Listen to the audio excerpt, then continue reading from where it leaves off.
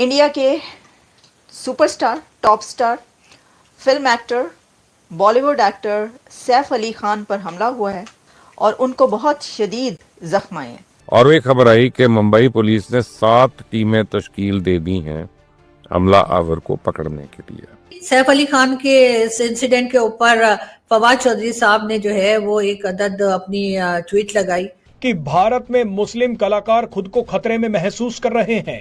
भारत में हिंदू महासभा का उदय हो रहा है। और इस बात को लेकर फवाद चौधरी ने अपनी काफी जिसे कहते हैं कि अपनी एक फिक्र जताई, अपनी एक चिंता जताई। और दुनिया इस वक्त हैरान कुन है, हैरानगी है उनको कि हिंदुस्तान जो सेक्युलर बनता था, नेहरू का इंडिया, कोई कैसे हो सकता है कि इधर ऐसी बात हो।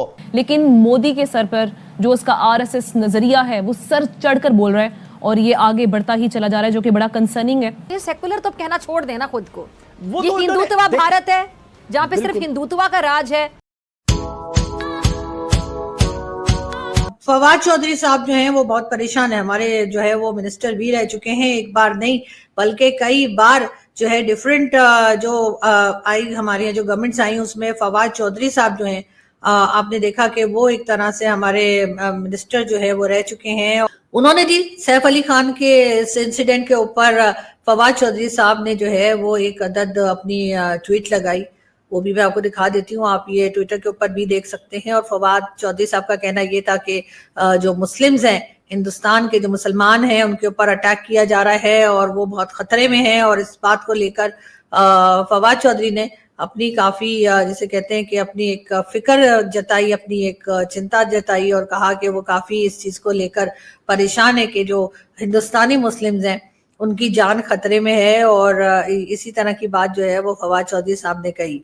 अब उसके बाद मैंने फवाद चौधरी साहब को जो ट्वीट में जवाब दिया, मैंने उनसे कहा कि फवाद चौधरी साहब कभी पाकिस्तानी माइनॉरिटी के बारे में भी आप कुछ बात कर लिया करें तो अच्छा होगा। तो उस पर फवाद चौधरी साहब खैर मुझे थोड़ा नाराज लगे और उनका कहना यह था कि जी मैं तो पाकिस्तानी माइनॉरिटी के बारे में बात करता रहता हूं और आपको यानी कि मुझे इस तरह की ट्वीट, इस तरह का कमेंट करने से पहले अपने आप को अपडेट कर लेना चाहिए था। तो मैं ये बताना चाहती हूँ with full with due respect Fawad Chaudhry साहब, मैंने नहीं देखा कि आपने पाकिस्तानी माइनॉरिटी के बारे में कोई बात की हो। आप झेलम से आपका ताल्लुक है और झेलम से आप जो है इलेक्शन लड़ा करते हैं, झेलम के ही पास। बल्कि मैं आज आपके बेहद इसरार पे मैं डिटेल भी लेके बैठी हूँ कि सबसे पहले तो सियालकोट में जो है कुछ ही दिन पहले सियालकोट में जो अहमदियाज हैं उनके कब्रिस्तान में जाकर लोगों ने उनकी सारी कब्रें तोड़ दी। आपकी मैंने कोई आवाज, कोई बात कुछ नहीं सुनी। उसके बाद ना सिर्फ ये बल्कि झेलम जहां से आपका ताल्लुक है फवाद चौधरी साहब, झेलम के पास मंदरा एक जगह है और ये झेलम के पास है बिल्कुल। और क्योंकि आपका ताल्लुक झेलम से है तो मैंने कहा मैं ये खबर भी आप तक पहुंचा दूं कि वहां पर एक अहमदिया जो है उनकी कब्र को तोड़कर और उनकी लाश बाहर निकाली गई और कहा गया कि इसको यहाँ क्यों दफनाया गया है। ये भी हुआ है। लेकिन फवाद चौधरी साहब कह रहे हैं वो आवाज उठाते हैं, तो डेफिनेटली आवाज उठाते होंगे, ये तो शायद मुझे ही पता नहीं लगता। साथ साथ अगर हम बात करें हिंदू कम्युनिटी की, सिख कम्युनिटी की, क्रिश्चियन या जितने भी रिलीजन के लोग रहते हैं, खासतौर पे हिंदू कम्युनिटी के लोग हमारे यहाँ बहुत ज्यादा टारगेट किए जाते हैं। और उन्हीं में जी मियाँ मिट्ठू का नाम जो है वो भी हो सकता है कि फवाद चौधरी साहब ने शायद सुन रखा हो। और मियाँ मिट्ठू जो है ये हिंदू कम्युनिटी की बच्चियों को किडनैप करता है, उठाकर ले जाता है, जबरदस्ती उनके रिलीजन चेंज करवा कर और उनकी किसी से भी, चाहे वो उनसे बड़े हों, छोटे हों, जैसे भी हों, उनसे उनकी शादियां करवा दी जाती है। उनके पेरेंट्स रोते रहते हैं, दुहाइयां देते रहते हैं, लेकिन किसी के ऊपर कोई खास असर जो है वो होता हुआ हम नहीं देखते।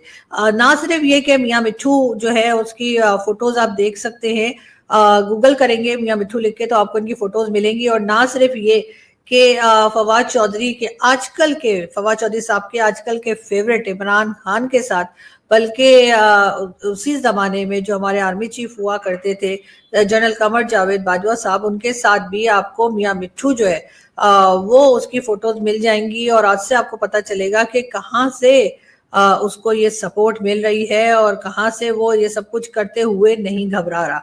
जाहिर है अगर किसी के साथ प्राइम मिनिस्टर पाकिस्तान खड़ा होकर फोटो बनवाएंगे या फिर आर्मी चीफ फोटो बनवाएंगे, तो आप अंदाजा लगा सकते हैं कि वो आदमी कितना पावरफुल होगा।